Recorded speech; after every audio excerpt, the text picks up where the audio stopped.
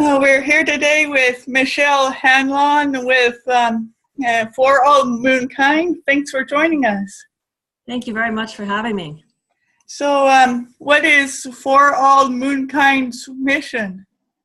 So I'm going to sort of backdrop a little bit to explain why we got here. Obviously, especially the audience, your audience knows all about Apollo 11 and that first moon landing and how amazing it is and continues to be. I mean, what an amazing moment for our civilization to have landed on the moon and taken those footsteps.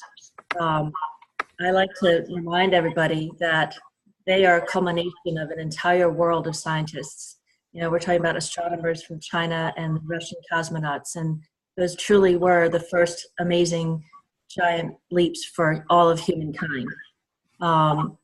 In addition, what people don't remember is that up on that Tranquility-based landing site are all sorts of mementos that talk about peace for all humankind. There's a disc where 74 leaders sent up with Neil Armstrong and Buzz Aldrin that are messages of peace.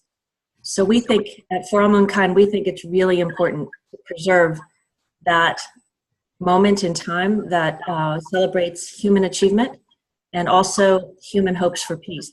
So our mission is to make the 6 Apollo lunar landing sites protected by the United Nations or the international community in some way. Awesome.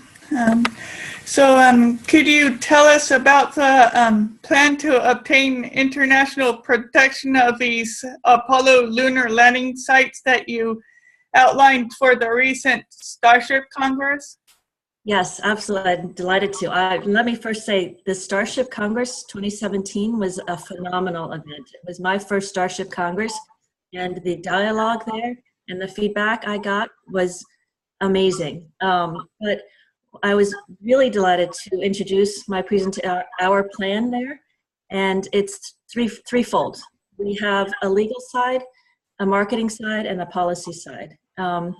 We want to make the United Nations already protects cultural heritage here on Earth. So we've all heard of UNESCO World Heritage Sites, you know, the Taj Mahal, Great Wall of China, the Colorado River. So we need to take that enthusiasm for preserving our cultural and natural heritage and transfer it to the moon and outer space as well. So our legal team is going to draft what we're calling right now a convention on the human heritage in outer space. And with that convention, we hope to get the international community excited about preserving our footsteps into space, because we are an exploring species, and this is our first exploration off-world. The second prong is marketing. A lot of people still sort of look at you and say, no, it was all fake. I mean, Mike Mongo at the conference, he's a teacher. He says he teaches 5th graders who say, no, we didn't put a man on the moon. And I just think, okay, we need to remind everybody what human ingenuity can really do. And so we need to really so our marketing effort is sort of twofold. Remind people about space, and then remind them that this was such a phenomenal technological breakthrough for all of us that we need to preserve it. The third prong is policy oriented. And we are working at a policy level to reach out to international space agencies across the world so that we come together at the space agency level with an agreement on how we're going to protect this. So when we approach the United Nations, we can say, we don't just say, oh, you need to fix this. We say, you need to fix this, and we already have an agreement to fix it. So that's our plan. Awesome. So I understand that you're currently working toward presenting this plan to the UN Committee on Peaceful Uses of Outer Space. Can you tell me about that?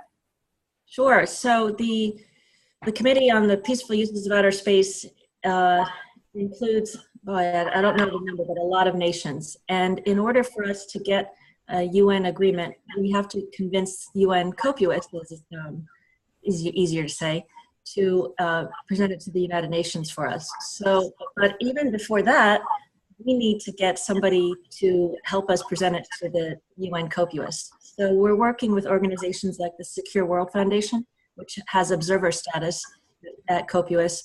And hopefully we will be able to give to the Secure World Foundation an entire package that we would like to present to COPUOS in June 2018 with our plan. And hopefully also at that point we will have quite a bit of international support based on our policy work. Awesome. So what do you see as the biggest obstacles toward implementing this plan, and how can they be addressed? I tell you, the biggest obstacle is awareness and education. And I think, so I talk to my fellow space lawyers and they say, oh yeah, Michelle, that's a great idea, but it's never going to happen. You know, nobody has the energy or the wherewithal. Of course, everyone wants to protect the moon and the bases, but nobody has the time, you know. And I look at the United Nations and I look at it's a governmental organization. They will respond to what the public wants to happen, right? So our program is grassroots. We know we have to get people excited so that they go to their representatives and say, why aren't we protecting space? And the representatives go to the president and say, why aren't we protecting space? And the president goes to his UN secretary and says, why aren't we protecting space? So we need to get, our politicians only act on their desires. So we need to get the entire world to understand this is an amazing technological achievement. We're really excited about the educational portion of this because, you know, and your audience knows how space is the future and how much space helps us today, every day. But a lot of people don't recognize that, you know, they don't see it. And so we really need to get people to start looking up and recognize space isn't about Elon Musk and Jeff Bezos. It's about you and me and how we're going to get there and how we use it today. And so for us, this is the biggest issue is making people realize space is important and in your everyday life. And we are all going to be, I probably won't, but you know, you might go to Mars and my children will be on the moon. I hope, my grandchildren. And they need to, I want my grandchildren to see that footstep, you know, in a little dome and say, oh my God, the first one. So it's a marketing campaign to start to get people excited so that they can get their representatives to work. Right. Yeah, it sounds difficult because you saw the lack of outrage over the sale of Apollo's 11 sample bag, and what can be done to get the public more interested in the importance of protecting heritage sites. Yeah, I know, and that's actually what spurred us to action. It was there were newspaper articles about that, but they just said, oh, it's too bad. And I thought, oh my God, no, it's more than too bad. So we're really working on this advertising campaign. If you go to our website, moonkind.org/advertising, you'll see that our pro bono marketing team has put together some really clever ads, which I think really bring it home. So for example, there's one that has graffiti all over Mount Rushmore. It says, you wouldn't let it happen here. Why would you let it happen up there? And so again, it's part of this, we have got to wake people up. And we're hoping to do that with our advertising campaign. Awesome. Well, that's all the questions I've got. Anything you'd like to add? No, I think I just want to say we're really excited. We are only 2 months old, so I'm so grateful that you gave me this opportunity to talk to your audience. We just I'd like to announce that Mike Mullaney, shuttle astronaut, has joined our board. So we're really excited about the opportunities and the paths that he's going to lead us through. And, you know, like I said, Starship Congress I've been to a lot of conferences, most of them legal, but the Starship Congress 2017 was incredibly inspirational.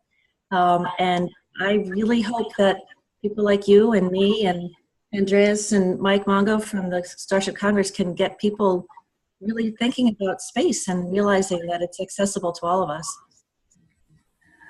Awesome. Thanks for joining us. Thank you so much. Yeah.